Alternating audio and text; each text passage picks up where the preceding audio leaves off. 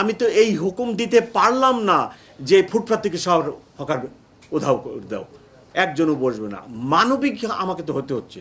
আমি তো একটা হিউম্যান বিইং। আমি কি এই লোকগুলা ফুটপাতে বসে 300, 400, 500 টাকা ইনকাম করে তার পরিবার নিয়ে আছে, আপনি রাতারাতি তাকে বলবেন গেট আউট, এনে বসতে পারবো না?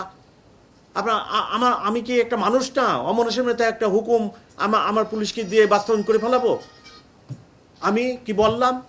আমি বললাম, হুকুম দিলাম, আমাকে তাদের দিকেও তাকাতে হচ্ছে, আপনার দিকেও তাকাতে হচ্ছে। আমি বললাম যে এই হকাররা ফুটপাতে বসুক।